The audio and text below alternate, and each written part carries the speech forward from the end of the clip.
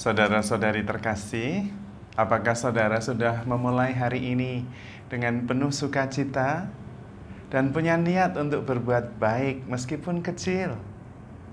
Semoga Tuhan memberkati niat baik saudara. Bagaimana kalau saya menawarkan kepada Anda akan mengenali diri Anda yang sebenarnya? Mengenali diri Anda yang selalu damai, mengenali diri Anda yang selalu penuh, utuh, tenang, dan tidak membutuhkan apa-apa. Mau ya? Kalau mau, tidak perlu uang, tidak perlu waktu lama, 10 menit cukup. Yang penting, fokus, sungguh-sungguh, mengikuti apa yang saya katakan. Anda akan menemukan diri Anda yang damai, tenang, utuh, penuh, dan sehat. Oke? Mari kita mulai. Tidak lama, 10 menit, dan juga tidak harus mengeluarkan biaya apa-apa. Hanya mengikuti apa yang saya katakan.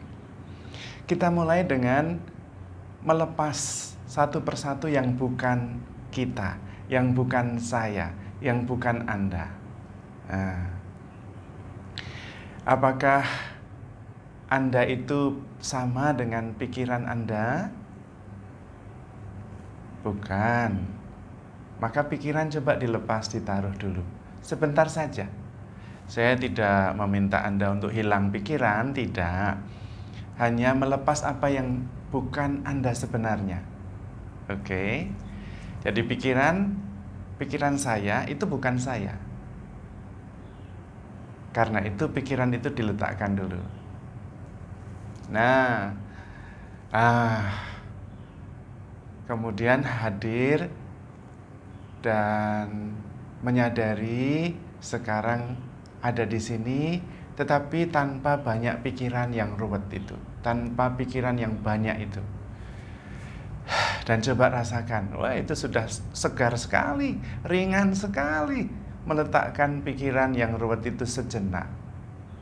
Letakkan saja, nanti mau ruwet lagi boleh, tapi sekarang sebentar taruh dulu. Itu bukan saya. Berikutnya, apakah saya adalah perasaan saya? Bukan. Karena saya merasakan senang, merasakan susah, silih berganti. Dan saya merasakan perasaan itu. Berarti saya bukan perasaan itu. Oke, sekarang yang bukan saya itu ditaruh dulu.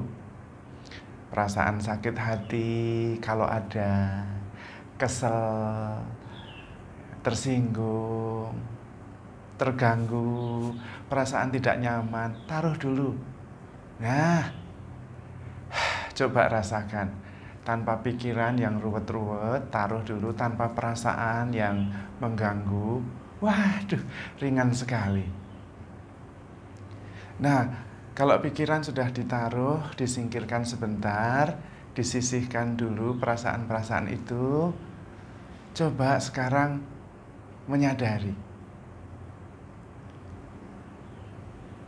menyadari sesuatu yang ada di sana dalam kekosongan. Ada sesuatu. Apakah pikiran saya bisa mengerti sesuatu itu? Apakah sesuatu itu berbentuk? Tidak. Kalau ada bentuk, itu buah pikiran. Pikiran itu sedang ditaruh.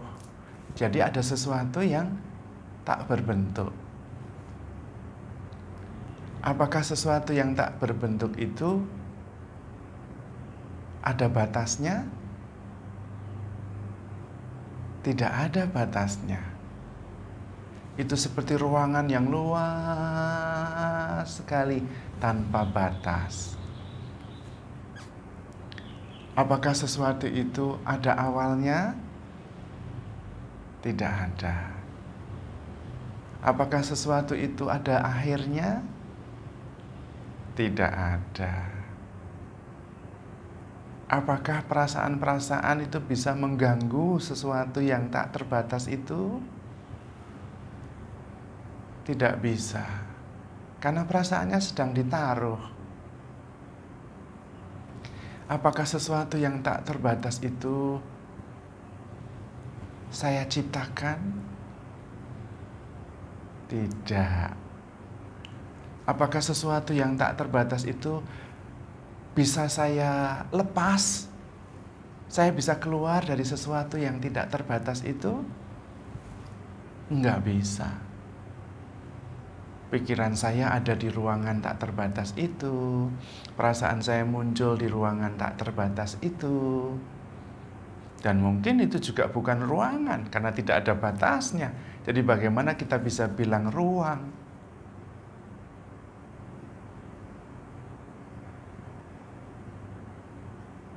Dan apakah sesuatu yang tak terbatas itu bisa sakit?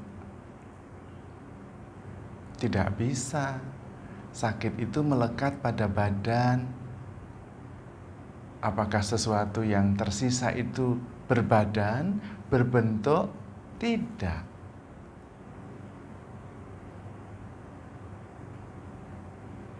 Karena itu tidak bisa sakit.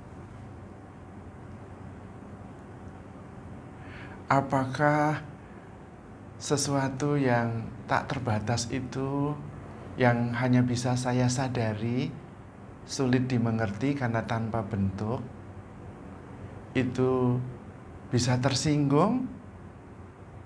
Tidak. Tidak. Karena sebuah kekosongan, sebuah ketidakterbatasan, sebuah kesadaran yang hanya bisa saya mengerti dengan kesadaran saya, bukan dengan pikiran saya. Apakah sulit dimengerti? Tidak, gampang. Tinggal menyingkirkan pikiran dan perasaan, ketemu. Apakah perlu sekolah tinggi, perlu berteologi untuk menyadari sesuatu yang ada di dalam diri saya itu yang tak terbatas? Tidak. Secara alami, kalau kita menyingkirkan, menaruh dulu perasaan-perasaan dan pikiran, ketemu. Karena itu tidak diciptakan tetapi ditemukan, disadari. Yaitu ketika kita mengosongkan diri, melepas, makin kosong, makin kosong. Itu yang disebut dengan kenosis. Tuhan Yesus juga menjalani kenosis, mengosongkan diri.